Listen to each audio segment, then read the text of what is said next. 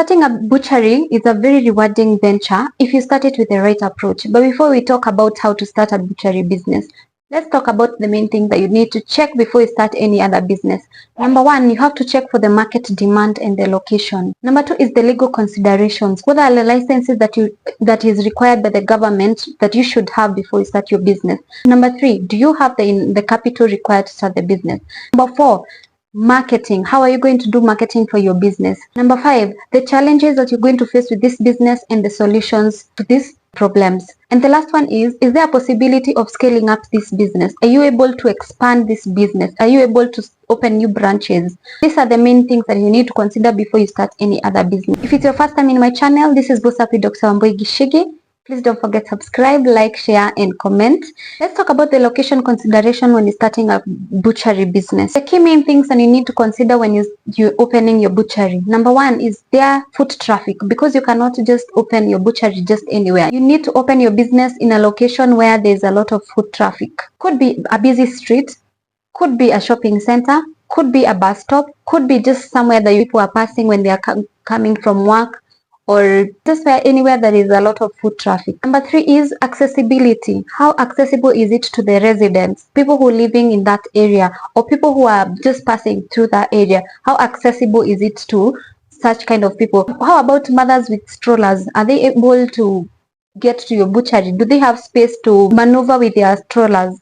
People with cars, do they have enough parking lots to park their cars as they're going home and picking their meat and their vegetables from your place? Number three is the signage and visibility. Make sure before you start your business, you have a very good signage or a poster to show that your business exists in that place. Let's talk about the market demand for a butchery. Butchery business is driven by the human need for meat. So it's a market that will remain resilient for a very long time, because people will not stop eating meat.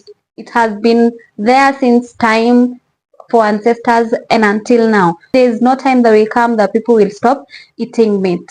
This is a very viable business to start anytime, any day. Let's talk about the licenses that you need when you're starting your butchery. Number one is the public health license. This will cost you around 5,000 yearly. Number two is medical certificates. Because you're dealing with meat, the people who are serving your meat, they need to have a medical certificate. This will cost you 500 for each person who is handling the meat products. Number three is the food handling certificate. This will cost you around 600 for every 6 months. The other certificate that you need is fire safety certificate. This will cost you 3,000 and it's renewable yearly. The other one is the single business permit.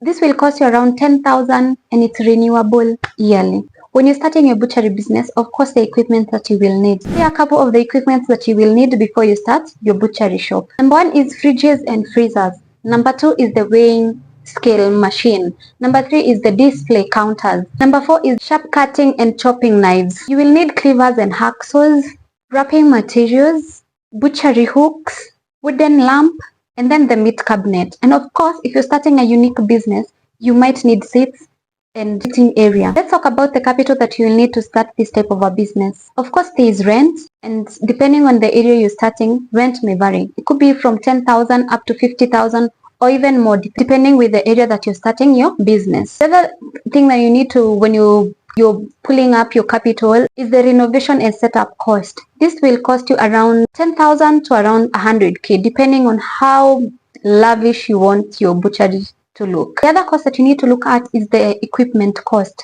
With all those equipment that I have told you, of course, you need money to buy them. This can cost you around from 20,000 to around 100,000, depending on what equipment you're buying. Is it second hand? Is it small butchery, or is it a big butchery? And of course, the inventory. Meat varies, depends with how big you want your butchery to look. It can be from 30,000 or even less or even more. It will just depend it will vary a lot depending on how big your butchery will be. Here are unique tips that you can use to set your butchery apart from your competitors. Number one is having very fresh meat. Number two is variety. The more variety you have, the more customers you will have.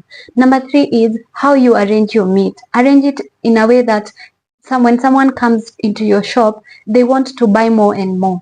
Number three is offer other things that people can buy when they're buying meat. What do I mean by this? It could be vegetables, it could be spices, it could be just anything that will complement the meat, because they're not going to eat the meat alone, right? So there's something that else they will need. Could be danias. By dania I mean coriander, could be garlic, could be ginger, it could be other vegetables, it could be a lot of spices.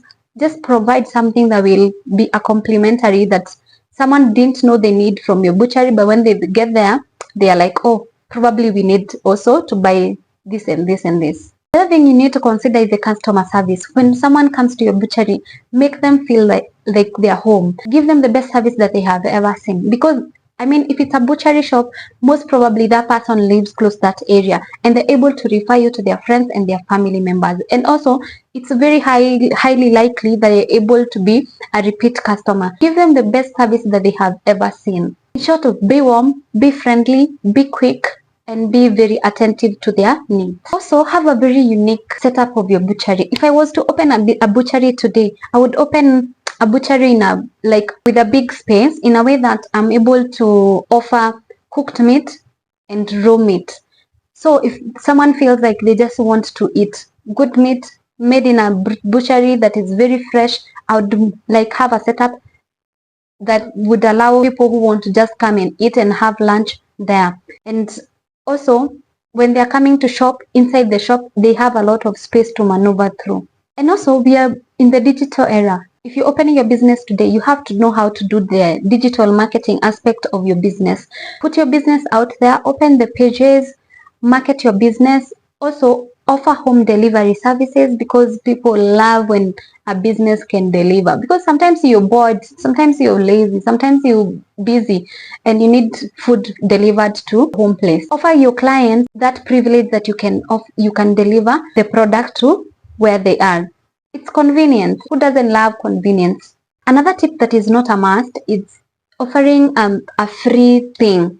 Let's say, for example, someone have bought 5 kgs of meat, and then you offer them 1 coriander and a garlic, and probably a ginger, or even coriander and 2 tomatoes, coriander and an onion. Just something. They will feel appreciated. This is a way to make that customer feel warm, welcome, and appreciated, and they are possibly going to come back to your shop.